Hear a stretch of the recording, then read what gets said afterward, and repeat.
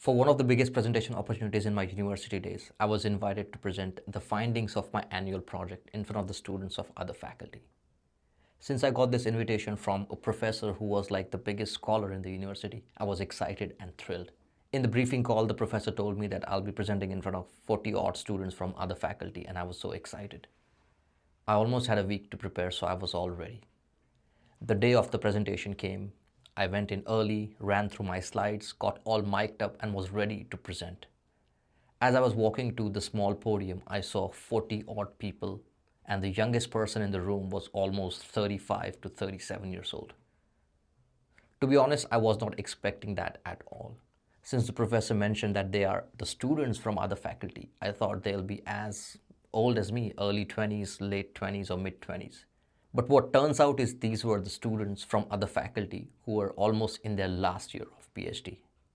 Much more smarter, much more experienced than me. And the moment I started speaking on my presentation, I heard a voice inside my head. The voice was like, they might be thinking you're too young to present. They might be thinking that you don't know what you're talking about. Another voice came which said that, why did you say it like that?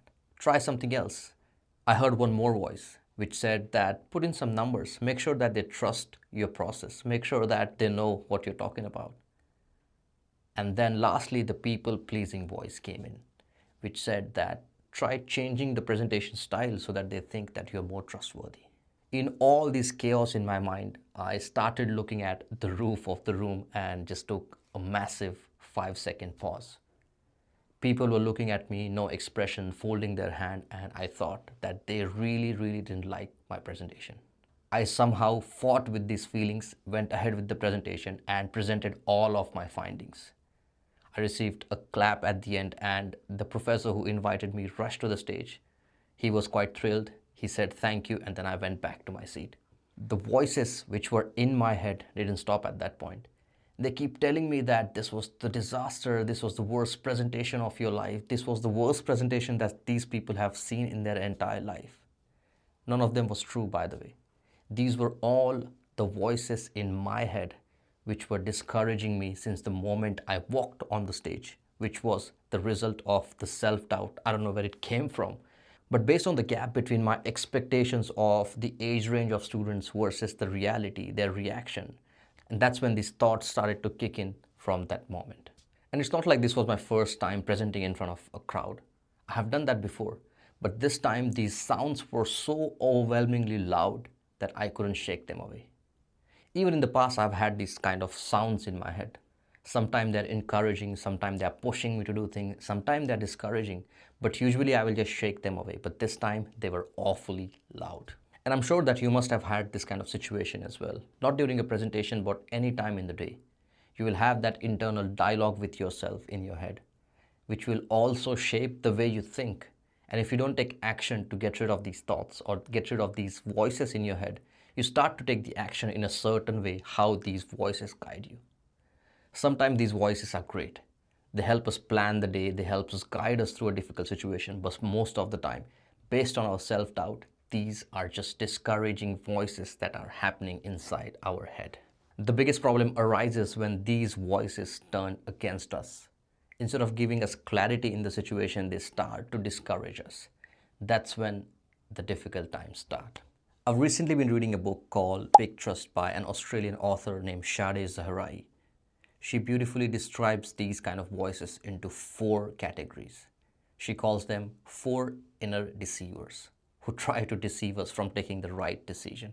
I'll read these deceivers from the book so that I don't make any mistake, okay? So these 4 inner deceivers, number 1 is the classic judge. Second one is the misguided protector. Third one is the ringmaster. And fourth one is the neglector. Now I'll tell you what each one of them mean. I'm going to read it from the book so that I don't make any mistakes. The first one is classic judge. It fixates on your flaws and mistakes. Thinks that it's protecting you from future mistakes by keeping you hyper aware of the past one. It thinks that it punishes you enough, you will never mess up again. But that's not right. It will always be talking only on your flaws and not your positive side. That's the judge. The second one is misguided protector. It exaggerates the risk to keep you safe, but the problem is it keeps you stuck at the same point, does not encourage you to make any progress. The third one is the ringmaster. As the name suggests, it always pushes you for the next outcome, the next objective, and it ties your worth with endless productivity. The problem with this voice is it does not let you to take a pause and enjoy the moment. It always keeps pushing you no matter how hard you try. And finally, the fourth one is the neglector. It seeks validation, making you prioritize other and sacrifice yourself. If I have to tell you in a simple word, this is the people pleaser voice inside of you. And with everyone I've talked before, whenever it comes to presenting in front of the large crowd, people get one of these voices based on the self-doubt they have for themselves. Now the bigger question is how to deal with this inner voice and make most of the situation. Now the quickest one is when you are presenting in front of the crowd and that voice creeps in your head. Just talk back to it. Just tell them that, thank you, I know that you're trying to help, but I got this. This is the quick fix. Once you take that half a second of pause, you get the time to reflect. And once you're out of that heat of the moment, you start to think more clearly. Now, once you're done with the presentation, if you have to go in much deeper, I have these 4 simple steps which will help you even further. Number 1 is try to identify what kind of or what type of an inner voice you have and what's its real message. Whether it's trying to pursue you towards a positive thing, where it's trying to encourage you or discourage you. Try to name it based on one of the 4 types which I've said just earlier, and make sure you understand the message. The second step is remember when was the last time you challenged this inner voice, took the action and got the result quite positively. This gives you that confidence or inner self-belief that yes, you are in control and not the inner voice. Now the third one and one of the most important steps is reframe the whole conversation as if what will be that advice that you will give to your loved ones if they are in a similar situation. For example, one of your closest friends asks you that whenever I try to present something in front of the audience of 5 to 10 people, I get this thought in my head which tells me that I'm not enough or I'm too young to present in front of this superior crowd. What is that advice that you will give them? Probably you might say that don't overthink, you got this. This is just the voice that's trying to protect you, but you have to get over this. So this is the same thing I want to do it for yourself. Whenever you get this voice, try to reframe it as how would you advise to the loved one if they are in a similar situation. And now the fourth and the final step is acknowledge the inner voice and tell them that thank you, but I got this. The moment you say that, it means that you are in charge and not the inner voice in your head. And once you become in charge, you get the confidence and self-worth, and that's when you start to break this cycle of inner voice discouraging you. In my case, after trying these 4 steps over and over again, it doesn't mean that the inner voice just disappeared. Just before making this video, there was an inner voice in my head which said that I should prepare more for this video, or I should present it some different way, or I should try to talk in a different style. But it's just what it is. The goal here is not to make that inner voice disappear. It's not possible in the first place.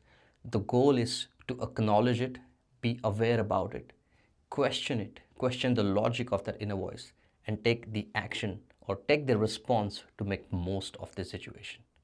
And once you get that awareness using the 4 steps I've just mentioned, you will start to see the change.